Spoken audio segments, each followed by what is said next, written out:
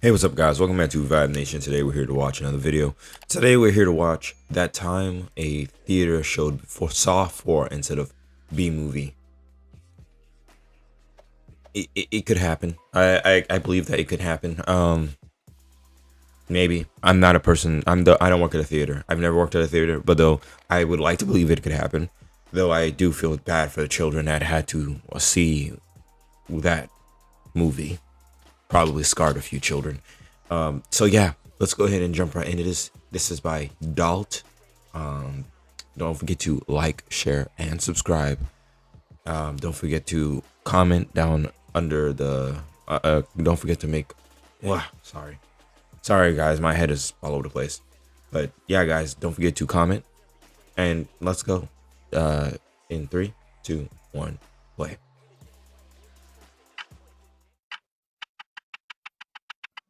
The year is 2007.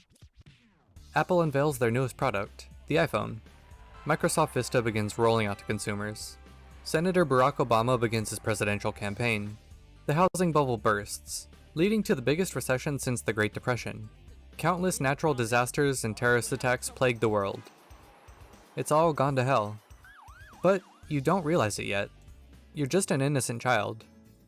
That autumn, your parents take you and your family to watch the latest DreamWorks picture, the B movie. This is the new American pastime. Gone are the days of lavish vacations to destinations you can't pronounce. There's just not enough in the budget for that. But your parents are trying their best. And you can pick out any snacks you want. You get that large bucket of popcorn, and drown it in butter. A cold soda large enough to make any European panic. And a pack of sour gummy worms. You walk into your theater, find your seat, just in time for the film to start. And the first thing you see is Jigsaw's cock and balls front and center. Instead of playing the B movie, the projectionists mistakenly started playing Saw 4 instead. This is a real occurrence that happened in Framingham, Massachusetts. A man named William recounted the story, saying that the theater emptied as if someone yelled fire. After less than 2 minutes, the movie was stopped, and we returned to the theater to sit through more coming attractions, and finally B movie. Now, between the two movies, a manager and 2 other workers came into the theater and apologized over and over, and handed each person in the theater 2 free passes, 1 free Coke, and 1 free popcorn coupon. Wow. I think they handled the situation tremendously. Kudos to the AMC Framingham. Also, on the way out of the movie, the manager was waiting, apologizing again, and handing out free B-movie posters. How refreshing. Congratulations, AMC, on a job well done.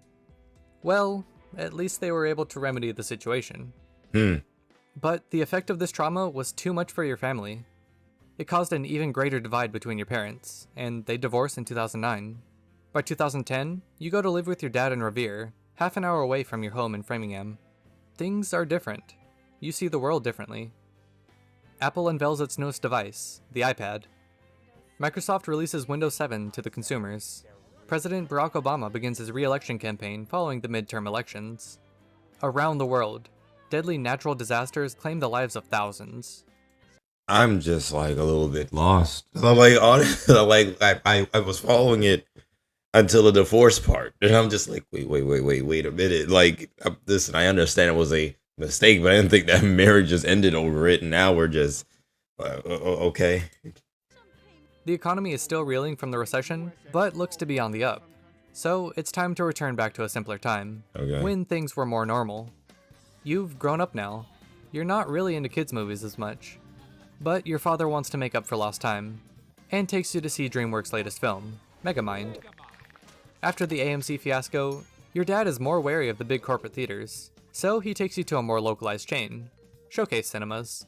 This is a celebration of new life in a new place with your dad, so you can pick out anything you want. You get a large bucket of popcorn and drown it in butter. You get the largest soda they have, which would comfortably feed a family of 6 in Europe, and to top it off, a big old pack of sour gummy worms.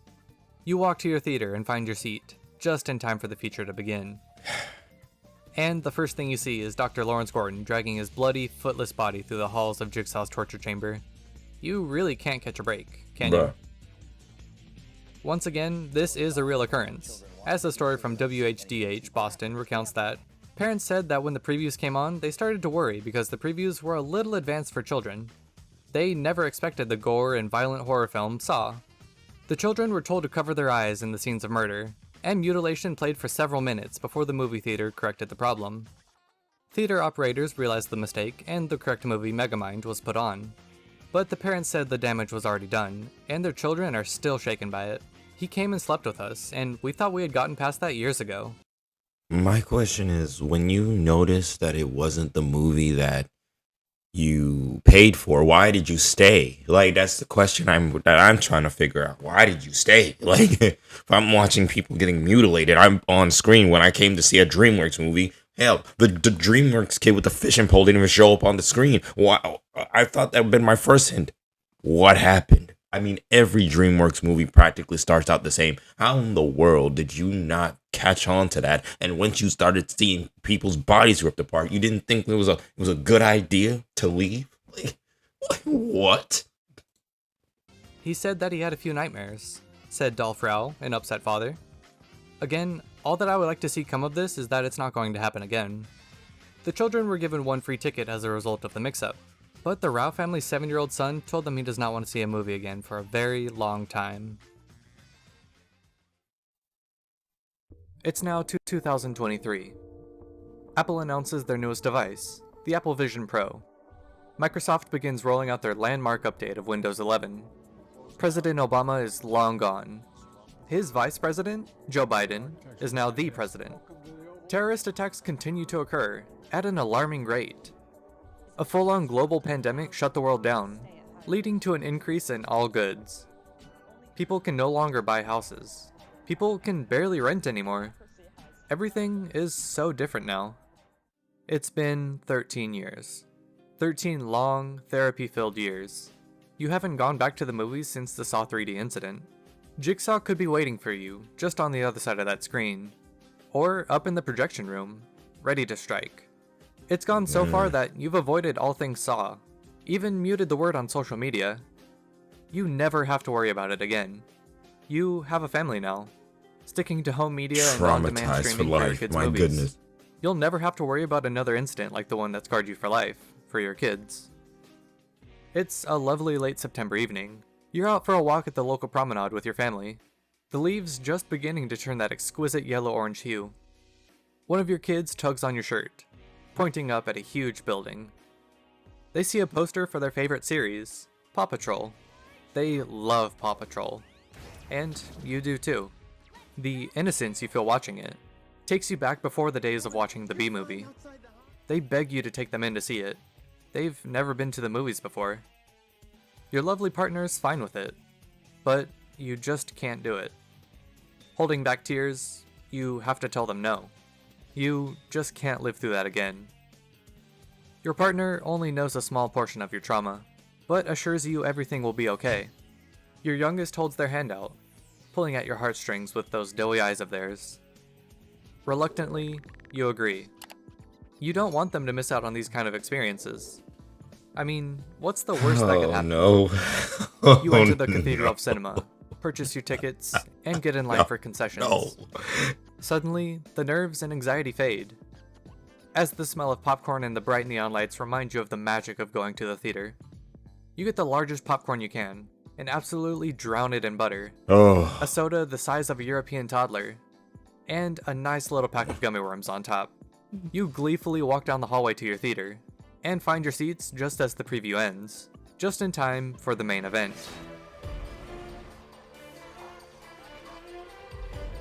Oh no.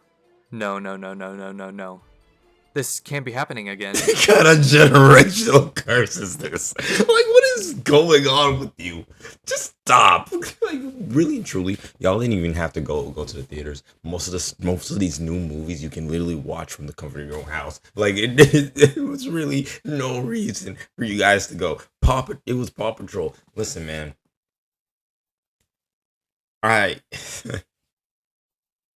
Listen. The moment that listen, man, there has to be a moment where it gets up to the plus these are there's two completely that's a one like reoccurring thing is the fact that these are animated movies getting mixed up with movies that feature real actors. How in the world do you mix up the two? And on top of that, for the people that are sitting there watching it, they should know off rip that this is not the movie they came to pay for, and leave to make sure that they go to the movie that they came to pay for. But yet again, you sit there and allow your kids to get scarred. It makes no sense. If only you hadn't muted everything with the word Saw in it, you might have heard of the Saw Patrol craze. Of course, riding on the coattails of Barbenheimer summer. They've taken the joke and ran with it, having a lot of fun over on Twitter. Not that you would have seen, but the joke's gone too far. All of the scars from your childhood have opened right back up. Okay, this last one didn't actually occur. The theaters were pretty on top of their game this time. There is this Reddit post that said it happened somewhere in South America, but I mean, come on, it's Reddit. But it would have been super, super funny to have it happen a third time, especially with all this Saw Patrol buildup. And thus we end our humorous tale of a battle between Saw movies and DreamWorks. While Saw 7 may have been the final chapter in this saga, we know there's always room for more developments in the story. I mean, maybe third time's the charm. This has been one of my favorite internet stories for so many years now. Originally, I only knew about the B-movie one, so hearing about the DreamWorks one, and having it only be like 30 minutes away was just perfect for the story. So to be able to make this was a lot of fun. And hopefully you enjoyed it too. Oh boy. I just can't understand well, on the side of the fact that it happened twice, and the fact that don't they have these things labeled? Like, how does that even happen? Just blows my mind. But still, there's got to be equal. There has got to be equal responsibility, not only from the theater's point of view, but the parents' point of view. Like, why didn't you leave when you realized that it wasn't an animated film that was being shown? It should have been quite clear and easy to figure out, oh, this is the wrong film. Let's go, kids. Like, I'm just saying. Anyway, thank you guys for watching and sticking with me through my sort of broken voice. And I will see you guys in the next one. I'm out. Peace.